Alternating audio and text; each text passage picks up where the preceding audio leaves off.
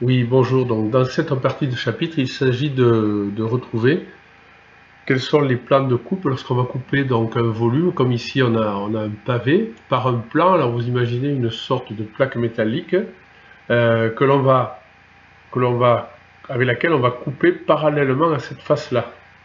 Alors, vous allez voir, je vais pousser le plan métallique. Alors, bien sûr, ici, on n'a rien. Et ici, à partir de ce moment-là, je vais déplacer la vignette. À partir ici, on coupe le solide et on voit alors apparaître ici, je ne sais pas si on le verra mieux comme ça, en vue de face, la forme de la section. Et la forme de la section, c'est la forme donc de ce rectangle qui est en fait la forme et les dimensions, qui a la forme et les dimensions de la face parallèlement à laquelle on coupe.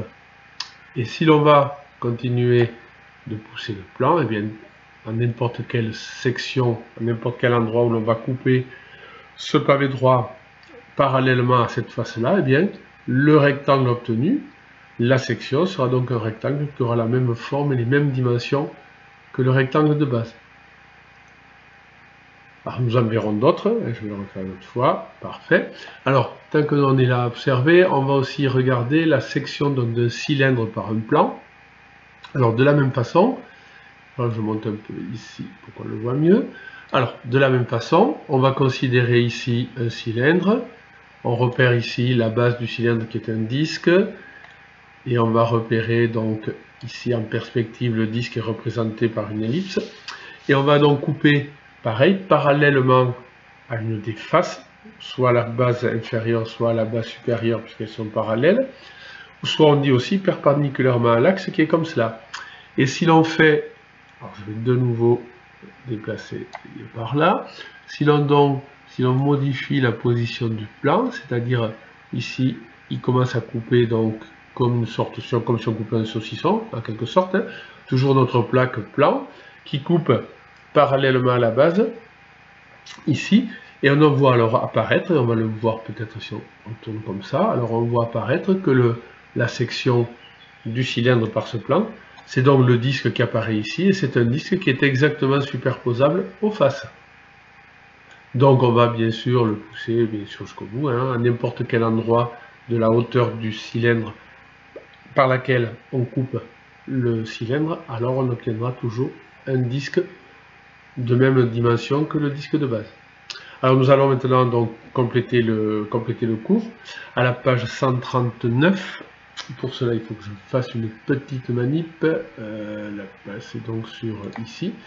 Voilà. Alors, sur le cahier de cours à la page 139, on va donc retrouver section donc du solide, un solide par un plan. Alors, on va étudier plusieurs solides. Hein. Pour le moment, on vient d'avoir deux. Hein. On a utilisé section, veut donc dire qu'on coupe le solide par un plan, mais c'est une sorte de plaque, hein, on la voit ici. Et ici, la plaque, elle coupe le cylindre en question, qui est représenté là, parallèlement aux bases, ou encore perpendiculairement à cet axe-là. Alors, on va donc bien noter ce qu'il y a à repérer ici. Alors, soit on aura la section d'un cylindre par un plan parallèle à la base, soit la section d'un pavé droit par un plan parallèle à une face, c'est ce qu'on avait vu tout à l'heure.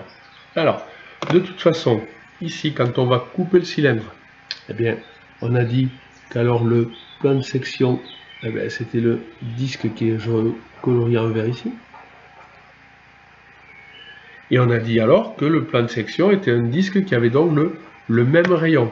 Alors c'est à comprendre, mais c'est plus à retrouver plutôt qu'à apprendre par cœur. Hein. Il y a du bon sens. Vous imaginez un saucisson qu'on coupe, et on obtiendra donc un cylindre ici, un disque pardon ici, qui aura les mêmes dimensions que les disques de base. Et si ici on devait représenter en réalité ce disque, sachant que la hauteur du cylindre ici est de 4 cm, on peut le compléter, et que le rayon du cylindre nous est donné ici, les deux, le rayon de la base c'est donc 1,5 cm. Ça veut donc dire qu'ici, en grandeur réelle, je vais choisir un centre ou peu importe de toute façon, puisqu'on va tracer un cercle. Et alors ici, on va tracer donc un cercle de rayon 1,5 cm. Donc on va prendre 1,5 cm de rayon. Et le disque réel de section de ce cylindre par un plan parallèle à la base. Ce sera donc un disque de rayon 1,5 cm. On peut le noter comme ça, hein, le rayon. Réellement, c'est ce qu'on obtiendrait. Par contre, donc, quand on coupe un pavé droit par un plan qui est parallèle à une des faces, alors on avait dit qu'on obtenait un rectangle de même dimension que cette face-là. Donc, on a ici le plan de coupe. Ah, il faut que je décale la vignette. Voilà. Donc ici, on a le plan de coupe ici. On le reverra bien. Ici, on a les dimensions de la face ABCD. Ce plan est parallèle à la face ABCD. On va coder les dimensions ici. On sait que AE, on va vérifier ce qu'est AE, c'est cette grande longueur là où on mesure 4 cm.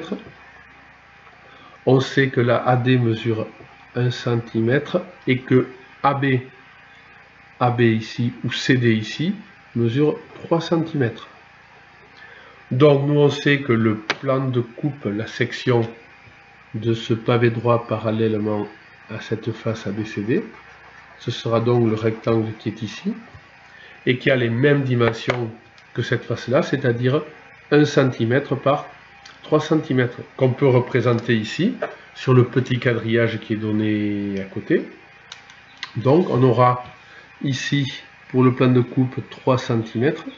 Alors j'utilise le quadrillage, je ne vais pas me casser la tête. Donc le côté du rectangle mesurera 3 cm sur la longueur et ici 1 cm sur la hauteur. Et voici alors le plan de section qu'on a donc ici, représenté ici en grandeur réelle.